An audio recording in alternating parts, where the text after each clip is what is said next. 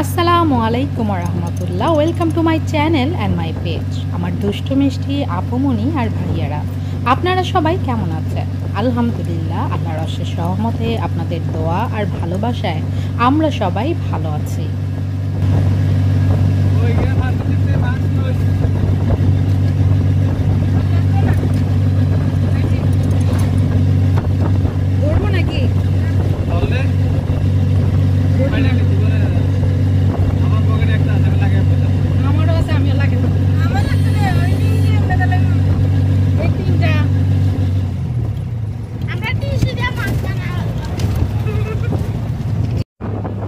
আজকে আপনারা আমার ভিডিওর মাধ্যমে দেখতে পারবেন হবিগঞ্জের সবচেয়ে বড় আর সবচেয়ে সুন্দর চা বাগানটি।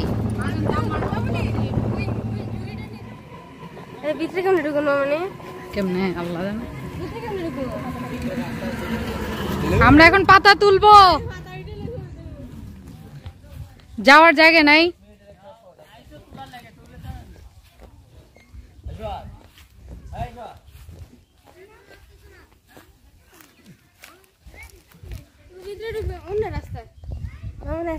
না যাবো না আমি, যাও দিব না, আর কাজের সময় ব্যস্ত।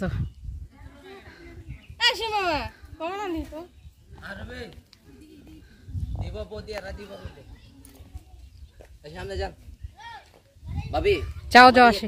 একটা শর্ট আছে গাছ।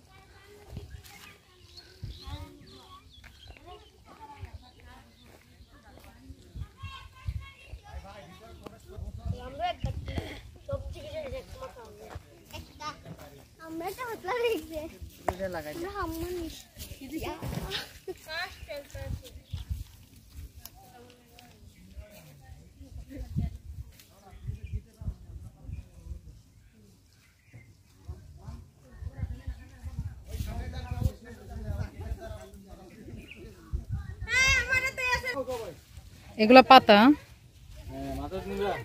না, এই যে এটা তো একদম হালকা টুপি।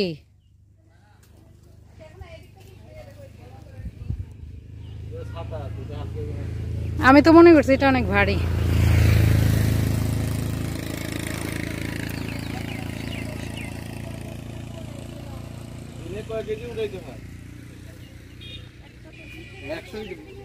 একজনে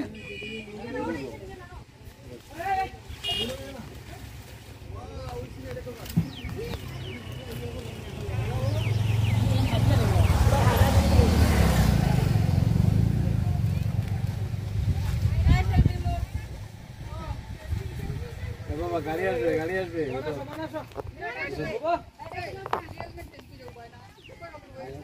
গাড়ি আসবে আব্বু। কথা না হলে তোর কথা আমি শুনবো।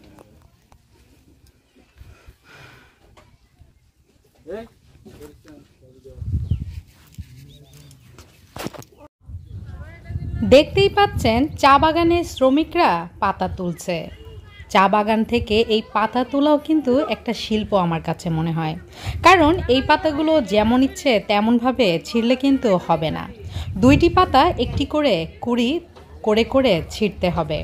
আর ওনারা যে এই কাজটি করে দেখতে যতটা সুন্দর মনে হয় ততটাই কিন্তু কঠিন আর অনেক কষ্টকর।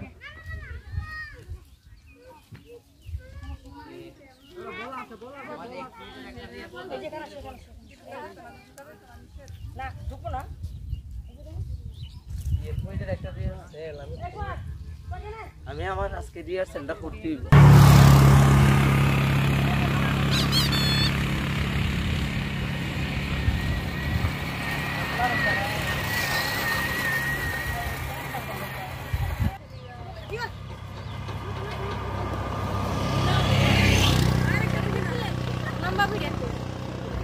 এটা হচ্ছে আমাদের পাহাড়ি মেয়ে।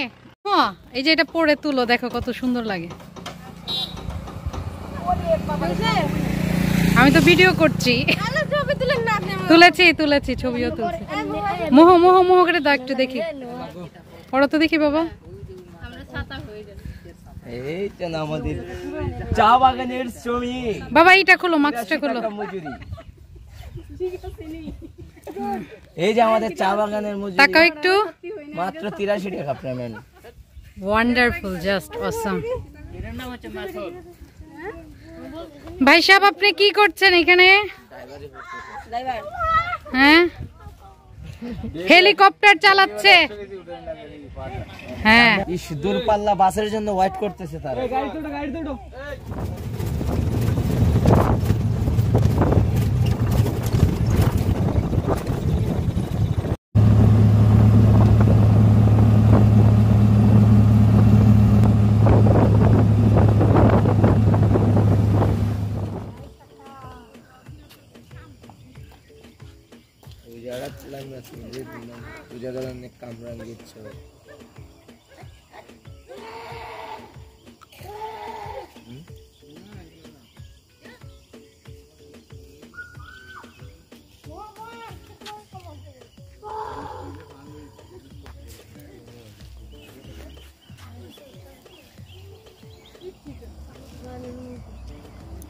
হাঁটি হাঁটি পা করে আমরা হবিগঞ্জের বাগানগুলো ঘুরে ঘুরে দেখছিলাম। চারিদিকে ধূসর রঙের টিলা, আর এমন সমতল জায়গাগুলোতে চারিদিকে সবুজ আর সবুজ। সেই সবুজ উঁচু গাছগুলোর মধ্যে কিন্তু অনেক বানর রয়েছে, আর এই বানরগুলোর লেজ দেখলে তো আপনারা অবাকই হয়ে যাবেন। অনেক বড় বড় বানর, অনেক ছোট ছোট বানর, কোনো বানর এক গাছ থেকে আরেক গাছে যাচ্ছে, আবার কেউ কেউ তো নিচে নেমেও চলে আসছে, আর আমরা তো ভয়ে শেষ।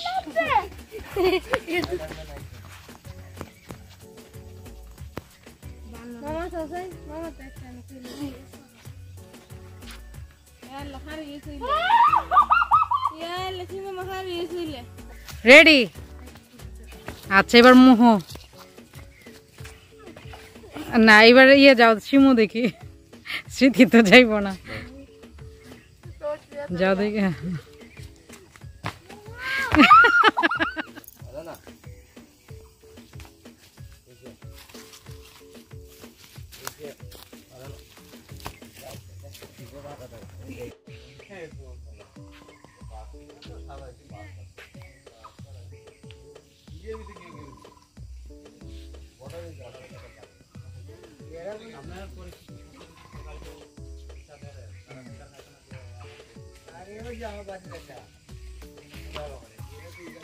যে ও হচ্ছে এখানের নতুন গেট কিপার।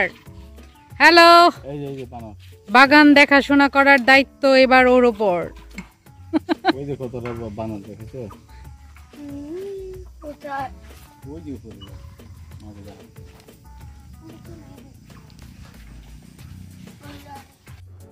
চা বাগান ঘুরতে ঘুরতে প্রায় পড়ন্ত বিকেল হয়ে গিয়েছিল, আর আকাশের অবস্থা তো দেখছেনই।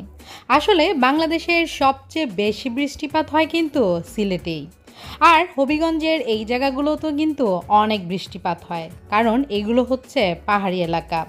আকাশের রূপটা দেখে যেমন ভয় লাগছিল, তেমনি কিন্তু মাশাআল্লাহ অনেক সুন্দরও লাগছিল। আর সেই সাথে বাতাসের শব্দ, পরিবেশটা একদম অন্যরকম হয়ে গিয়েছিল। সূর্যের লাল আভার সাথে কালো মেঘ যুক্ত হয়ে আকাশে এক অপূর্ব সৌন্দর্য সৃষ্টি হয়েছিল। এমন অপূর্ব সৌন্দর্য দেখে সত্যি মুগ্ধ না হয়ে পারাই যায় না। বিশেষ করে যারা প্রকৃতিপ্রেমী, আমার কাছে মনে হয় তাদের কাছে এমন আকাশ অনেক অনেক বেশি ভালো লাগে।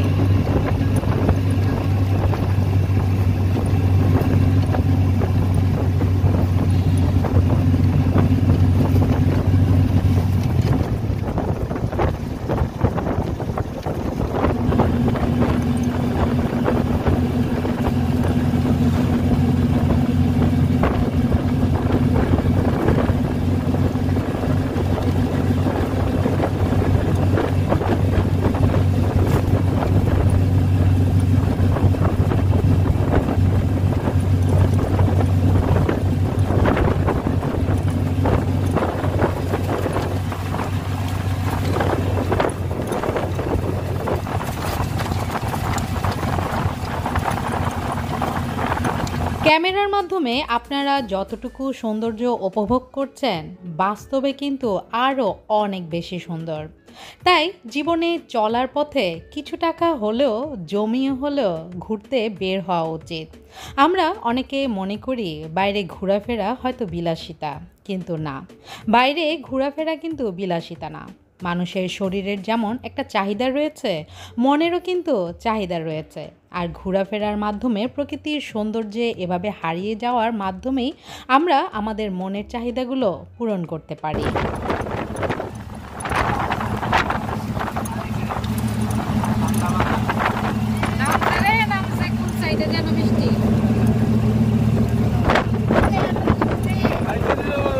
ঝড় ঝড় ঝড়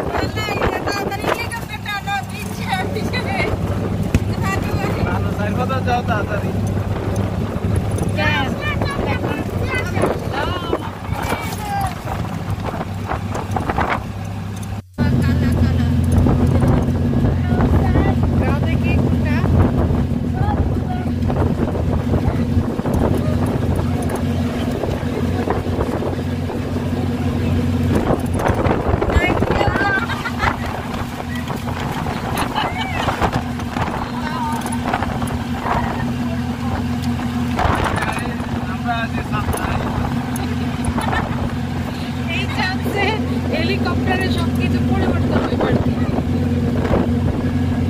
আপনারা প্রকৃতির সৌন্দর্য উপভোগ করুন।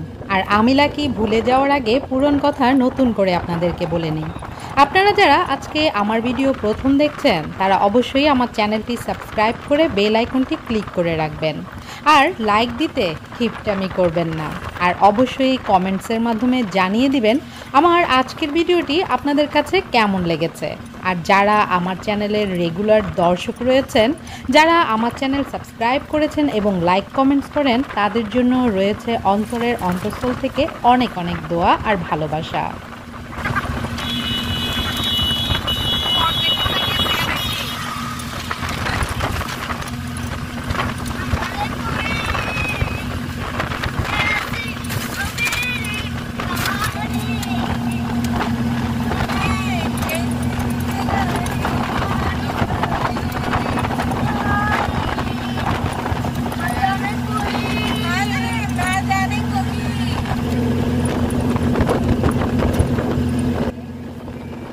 আজ তাহলে এখানেই আমি আপনাদের কাছ থেকে বিদায় নিয়ে নিচ্ছি।